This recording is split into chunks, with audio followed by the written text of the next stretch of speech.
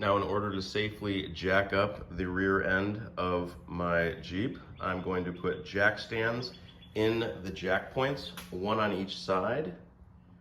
Be sure to block a tire in front so that your car does not roll at all. Let me show you where I am going to jack up the car.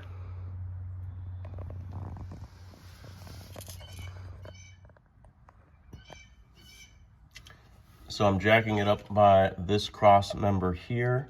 I have a piece of wood on my floor jack, and I'm making sure not to touch the differential or this piece in front here. It's just gonna lift the car by that cross member, and then I will quickly move the car jacks into place. Here you can see I have both jack stands in place, and the car is now resting on those jack points.